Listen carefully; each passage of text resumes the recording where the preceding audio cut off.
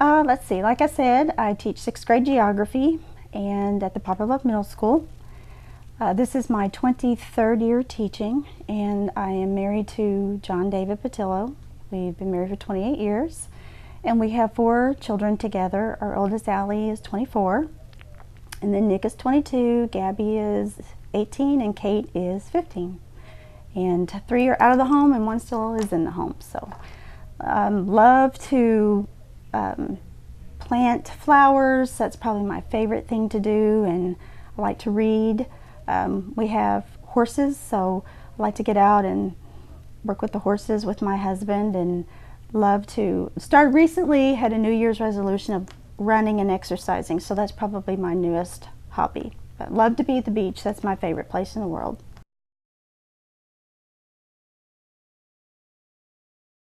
When you've taught as long as I have, there's a lot of moments that come to mind and to the heart when I think about my kiddos over the years. When we found out we were Teacher of the Year, we have to do 10 binders, all the same, about ourselves. And so to get my binders ready, I sent out a Facebook message to all of my former students to take a selfie of themselves and send me a picture of themselves and with a memory. And I was amazed at all these memories and photos that came flooding in. I mean, some of my students that are in the military and some that work for the government, and pictures of them with their families and with their diplomas, and it was just, and all these memories that I had forgotten completely about, and was listening to them send me messages. Oh, Miss Patillo, do you remember this? Do you remember that?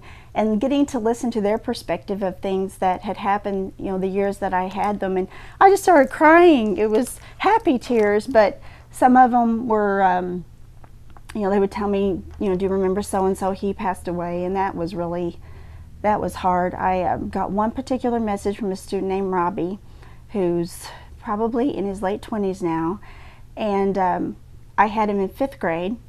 And he sent me, he said, Miss Patillo, do you remember the Mozart Bowl? And when I taught 5th grade, Brenda Allen was our music teacher. And every year she had what was called the Mozart Bowl. And it was like the Super Bowl of information about Mozart. And it was only 5th grade, and so for a solid month, the kids learned everything they could possibly learn about Amadeus Mozart. And then they would have a Jeopardy-like quiz bowl at the end, and she would narrow down to the top 2 classes. And it was a really big deal, really big deal. And so the classroom teachers started helping the kids learn all about Mozart, and you know, I'm learning as the kids are learning, and my classes always seemed to come in second. Judy Caputo's class was always like the Alabama football. They were the Mozart class that always came in first. And so this particular year that I had Robbie, we were trying to get to the finals, and we got to the finals again with Miss Caputo's class. And the kids would go one up at a time, and they would basically buzz in like they do on Family Feud, and they got one question. It was in front of the whole school. 5th grade, 6th grade, everybody went to the Mozart Bowl. Parents, administration would come over to watch it. It was a huge deal. And Robbie was a student that struggled, and he was having a really hard time with all the numbers that we were having to memorize with Mozart, all the dates and the ages that Mozart did what. And so he was really working hard, but he just could not get these dates and these numbers. And so we got down to the final round in front of the whole school, and we're tied with Miss Caputo's class. I want to say it was like 40-something to 40-something. And one of Miss Caputo's kids and one of Robbie's kids got up at the same time and had the question. And I believe the question, I can remember to this day, had to do with the age that Mozart started composing. And the answer was 5. And it was Robbie's turn, and we were tied to win. And they got the question, and Caputo's kid buzzed in and got it wrong. So it automatically went to the other kid. And this was one of the questions I knew Robbie had struggled with, and he got it right. Of course, class goes crazy, the crowd goes crazy, and I thought to myself, when he first got up there, I thought, oh no, you know, he's not going to get this, you know, he struggled with this, bless his heart. And I'm thinking already, how am I going to do, you know, keep the other kids from making him feel bad, you know, because I knew he'd make himself feel bad. I was like, nope, got to make sure I protect Robbie, and he got it right. And it taught me to never, ever, ever underestimate my students. And when Robbie messaged me when I was sending out that Facebook post about sending me your memories and stuff, he remembered that.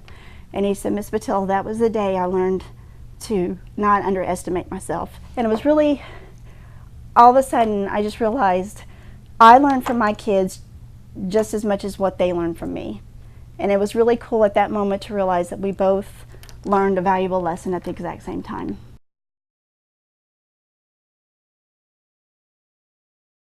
I would say probably the best words of wisdom would be, find out, there's so many different areas of education that you can be really good at. And find your passion, whether it's working with students with special needs, or whether it's working with a particular grade level, or working with technology, or working with kids that are at-risk kids.